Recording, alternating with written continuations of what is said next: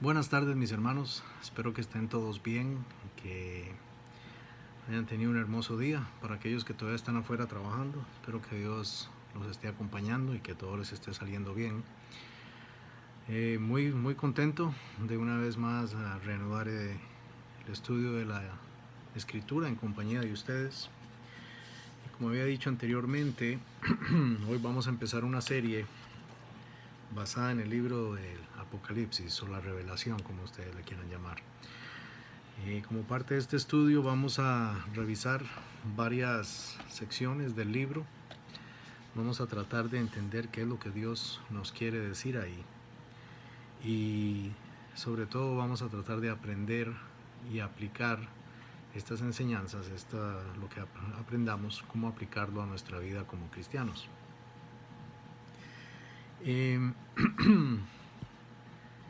Leer capítulo por capítulo y versículo por versículo no es muy práctico porque haría el estudio demasiado largo nada más en lectura. Así que lo que yo pienso hacer es, en algunas ocasiones sí voy a referir obviamente un versículo específico que apoye la enseñanza o apoye la interpretación que estemos dando en ese momento. Pero me gustaría más que nada hablar en términos de capítulos, basar cada estudio, basarlo en cierto número de capítulos y así poder digerir toda esta enseñanza de una manera más fácil. Si empezamos a entrar en mucho detalle, si empezamos a entrar en demasiada interpretación, en demasiada simbología, se vuelve mucho más complicado y eso es lo que desanima a mucha gente de estudiar este maravilloso libro.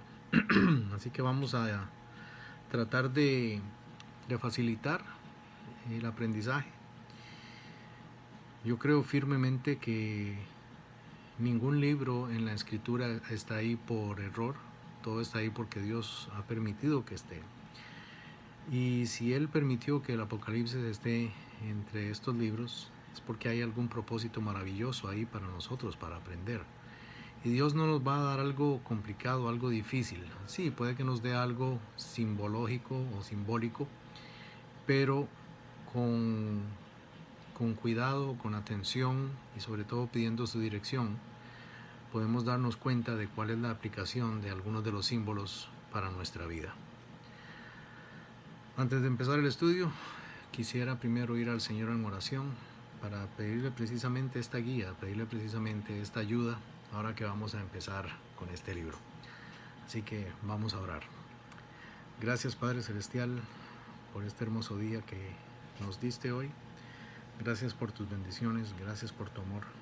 Gracias por que aunque no lo merecemos, Señor, tú te preocupas por nosotros y cubres todas nuestras necesidades. En este momento venimos delante de ti pidiéndote perdón y pidiendo que tu sangre nos cubra para que nuestra oración sea aceptable delante de ti y nuestra petición sea también aceptable delante de ti. Y en este momento nuestra petición es que abras nuestro entendimiento, que nos ayudes a leer este libro guiado por tu Espíritu, que lo que aquí vayamos a aprender, Señor, no sean interpretaciones personales, no sean opiniones de cada uno, sino el mensaje que tú nos quisiste dar. Te pido por cada uno de mis hermanos que tú los cuides, que los bendigas, que los proteges, Señor, y que de este estudio de hoy cada uno de ellos reciba la enseñanza que tú les quieras dar. Te lo pido todo en el nombre que es sobre todo nombre, el nombre de nuestro Señor y Salvador Jesucristo. Amén. Primero que nada, una muy breve reseña histórica sobre el libro de Apocalipsis.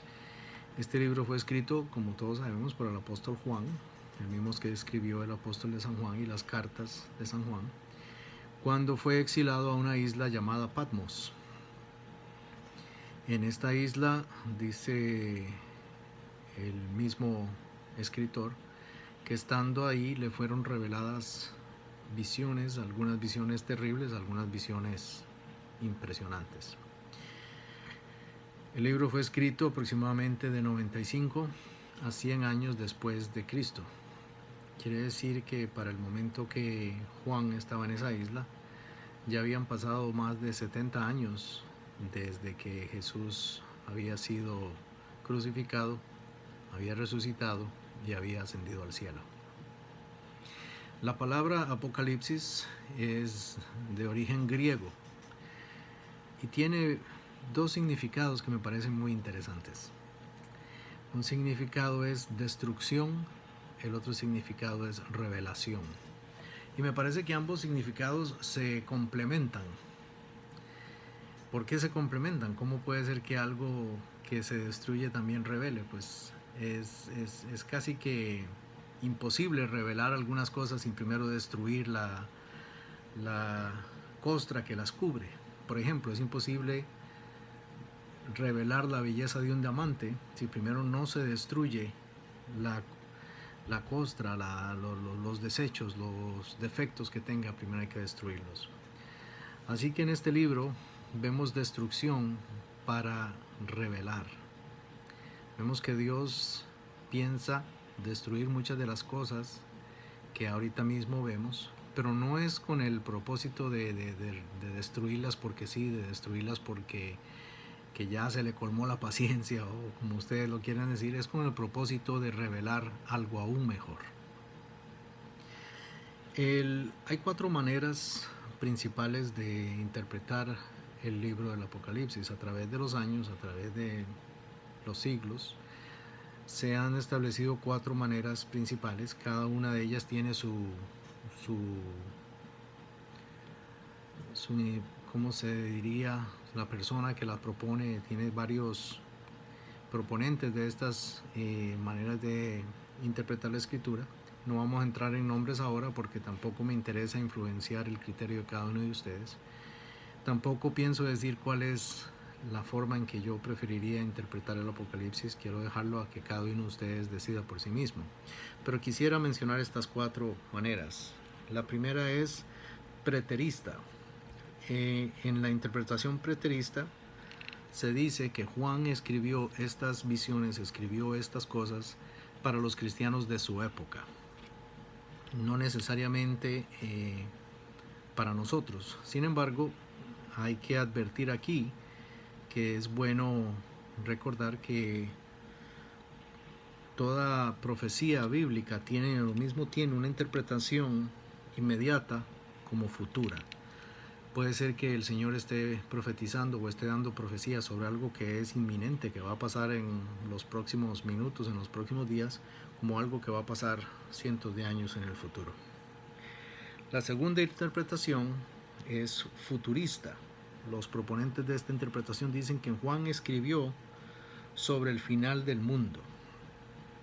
Y a esto pues tenemos que advertir lo mismo que anteriormente. Lo que Juan escribió tenía aplicación inmediata y tenía aplicación futura. La tercera corriente de interpretación se llama historicista y básicamente dice que el Apocalipsis es una presentación de la historia de la humanidad desde Juan hasta la segunda venida de Cristo. Sin embargo, aquí vale advertir que debemos tener mucho cuidado en aplicar o en interpretar profecía bíblica aplicándola a sucesos actuales. Porque, como bien dice la misma escritura, el día y la hora nadie sabrá. Así que tengan cuidado cuando escuchan a una persona hablando de que esta profecía significa esto que está pasando ahora mismo. Y les voy a dar un ejemplo.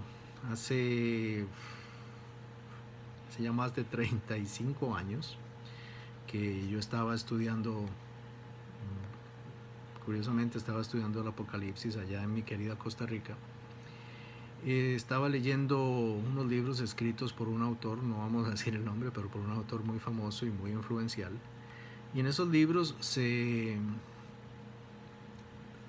comparaba lo que estaba pasando en ese momento. Por ejemplo, en ese momento era inminente la creación del mercado común europeo, y eso se le daba en aquel momento interpretación como que era el cumplimiento de la profecía bíblica de la bestia con las 10 cabezas o 7 cabezas, ahora no me acuerdo. pero que era el cumplimiento de esa profecía. Y si es o no es el cumplimiento, no lo sabemos, pero es riesgoso asignar una interpretación actual a una profecía, porque eso quiere decir que podríamos, de cierta manera, deducir cuándo va a llegar el final del mundo. Cuando, como dije anteriormente, el día y la hora nadie lo sabe.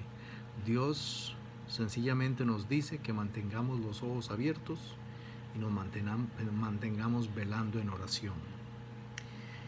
Y tal vez hay profecías de las que Juan escribió que ya se han cumplido y no necesariamente estamos seguros de que ese fue verdaderamente el cumplimiento de esa profecía. Pero en realidad lo importante aquí es no necesariamente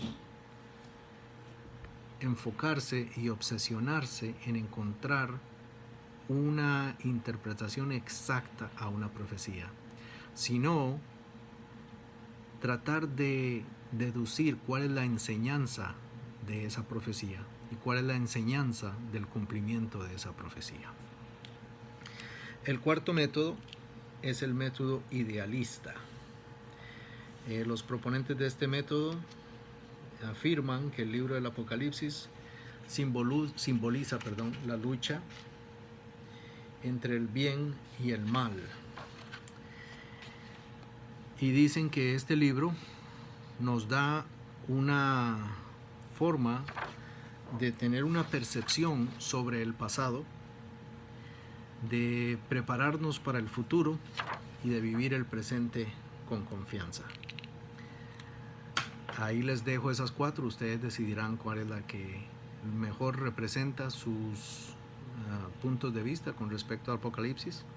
Tal vez no tengan ningún punto de vista en este momento y espero que para el día en que terminamos este estudio ya hayan logrado reunir suficiente información para formar sus propias opiniones y decidir cuál es la manera en la que ustedes piensan que el libro debe ser interpretado.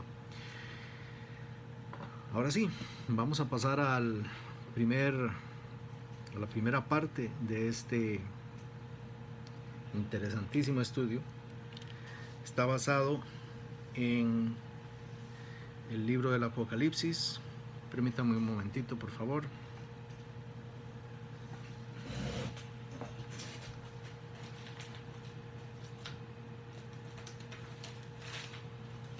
Ahora sí, el libro del Apocalipsis.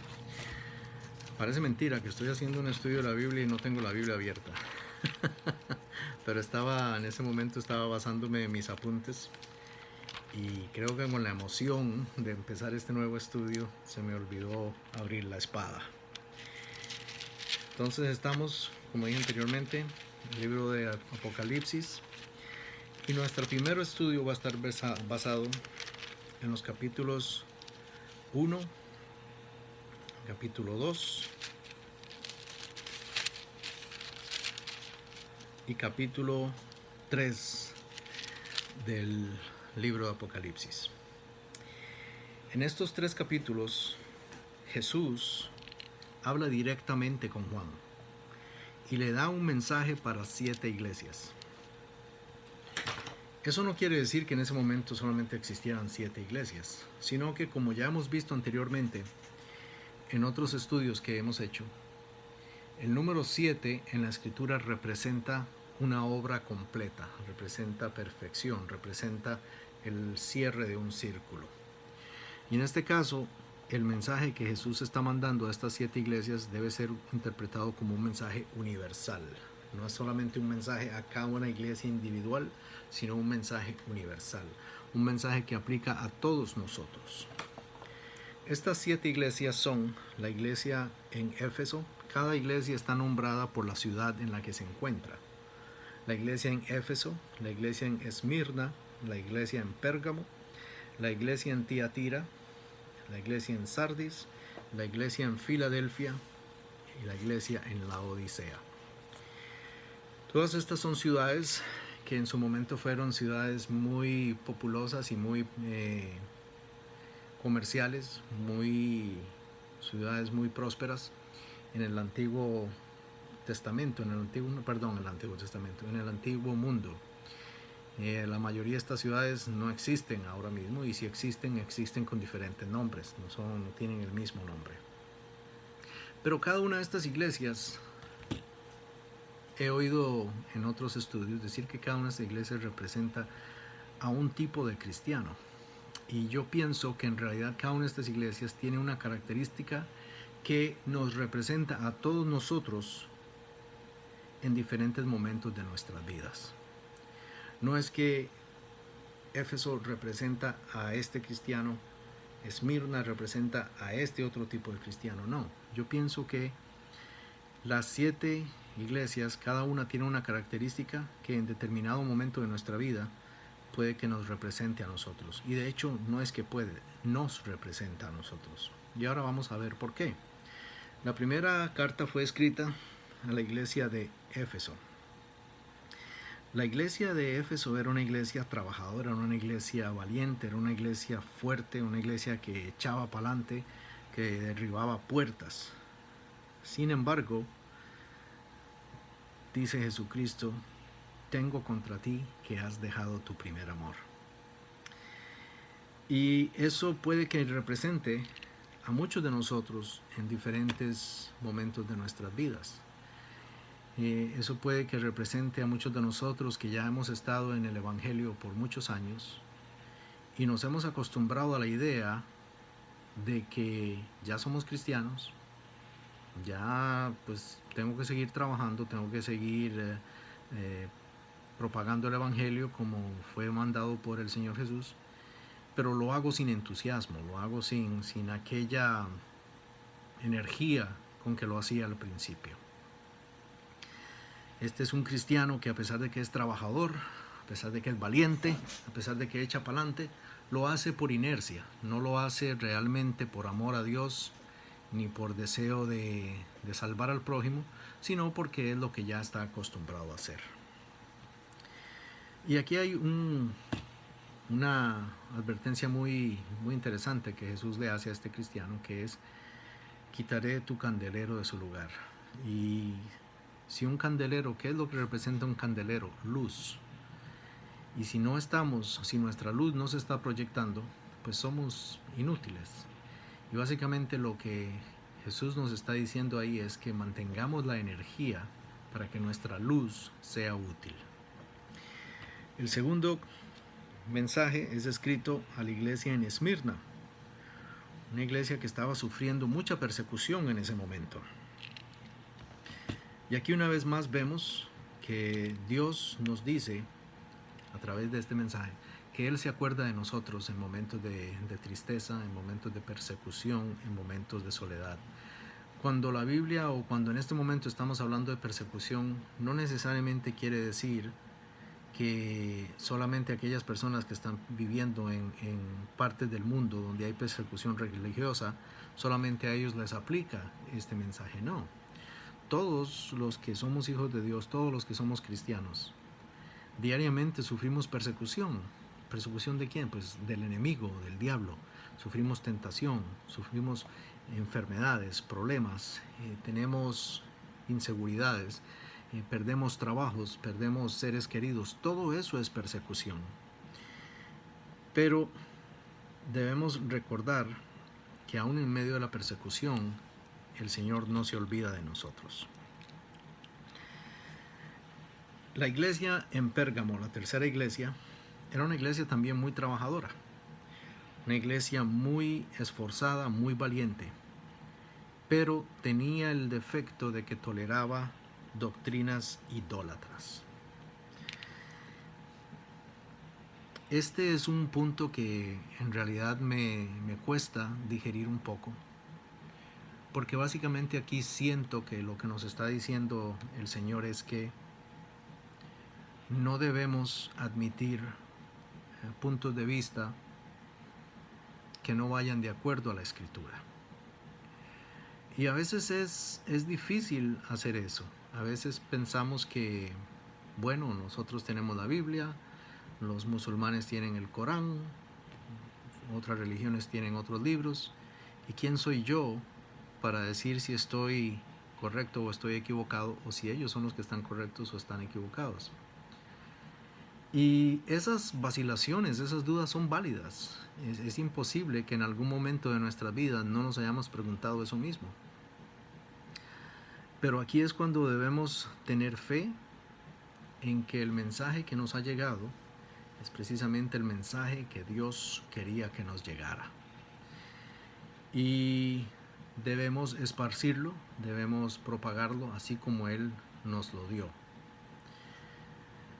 Claro, de ahí a entrar en discusiones, en peleas y en guerras como hemos acostumbrado a hacer a lo largo de nuestra historia, pues ya esa es otra tela que cortar y no viene al caso para este estudio.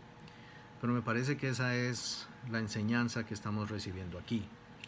Y de hecho se ve reforzada en el siguiente mensaje, que es a la iglesia de Tiatira, que también era una iglesia trabajadora, una iglesia amorosa, una iglesia paciente, pero tenían a una falsa profetisa en el medio, a una mujer que curiosamente se llama Jezabel. No sabemos si esta Jezabel era verdaderamente una mujer que se llamaba así, o si sencillamente se le estaba aplicando el nombre de la famosa reina Jezabel, que fue la que hizo pecar a Israel y hizo a Israel seguir idolatría, y que fue la que se enfrentó al profeta Elías y posteriormente a Eliseo. Así que no sabemos si es que el nombre de esa reina que fue tan malvada y que hizo tropezar tanto a Israel se le está aplicando a otra mujer que también está haciendo tropezar a la iglesia en Tiatira, o si verdaderamente esta mujer se llamaba así. Independientemente, el hecho es de que la iglesia estaba permitiendo esto. Y aquí el mensaje es muy claro. Si estamos trabajando para el Señor, si estamos tratando de mantener la obra viva para Él, no debemos admitir personas que nos hagan desviar del curso.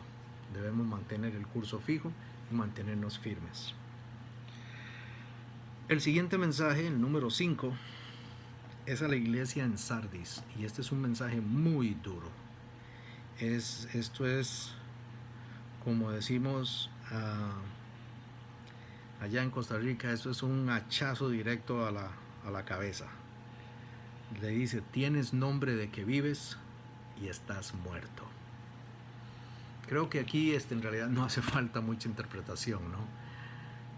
Tienes nombre de que vives y estás muerto. Te dices ser cristiano, pero no lo eres. Dices amar a Dios, pero no lo amas, no lo demuestras. Dices seguir a Dios, pero tus obras demuestran algo completamente diferente. Continuamos con el número 6, que es la iglesia en Filadelfia. Y esta es una iglesia pequeña, es una iglesia que no es grande, no tiene cantidad de gente, es débil, pero es una iglesia valiente. Es una iglesia que lucha, es una iglesia que se le ha parado fuerte al enemigo y le ha dicho: hasta aquí. Y la número 7, la iglesia, el último mensaje fue enviado a la iglesia en la Odisea. Y aquí es donde viene aquel también una advertencia muy fuerte. Por cuanto no eres frío ni caliente, te vomitaré de mi boca. Esta era una iglesia que le daba lo mismo atrás que a la espalda. Una iglesia que había perdido completamente su primer amor, había perdido el entusiasmo, había perdido la fuerza, había perdido la energía. Una iglesia que se dejaba llevar por los vientos. Y aquí entonces vemos 7 características principales que aplican a todo cristiano, aplican a todos nosotros. La número 1 es el trabajo fuerte pero sin amor. Muchas veces vamos a la iglesia porque si no vamos se van a dar cuenta de que no fuimos y qué pena y tengo pereza y preferiría quedarme en la casa, pero bueno, voy a ir para que después no me llame el pastor y me pregunte por qué no fui. O si no, voy a ir a hacer una visita a alguien que está enfermo, a llevarle comida, a llevarle una porción del Evangelio, pero lo estoy haciendo porque no me queda de otra, no lo estoy haciendo con ganas, es con pereza. Este es un trabajo fuerte, pero es un trabajo sin amor. También vemos otra característica, que es que en medio de la persecución siempre debe haber confianza y debe haber fortaleza. Debemos tener los pies puestos sobre la roca. La tercera característica que vemos es el trabajo fuerte pero tolerante. Esto vuelvo a decir que es algo que me toca a mí muy profundamente, que es que sí puede que seamos trabajadores en la palabra, que tratemos de propagar el Evangelio, pero no somos valientes en defenderlo cuando nos vemos confrontados con otras doctrinas. Y debemos tener más valor, debemos ser más fuertes a la hora de defender nuestras creencias cuando nos veamos enfrentados por otras doctrinas. Y en esto yo creo que hasta admiro a las personas que practican la religión islámica, porque esta gente sí no aguanta nada. Esta gente es o lo que ellos dicen o si no, no hay otra cosa y punto. No admiten nada más, y creo que deberíamos tener ese celo por nuestras creencias también. Después sigue otra característica que es complementaria con la anterior, que es la gente que trabajan, que son amorosos, que tienen el espíritu de servicio, pero también son tolerantes de gente que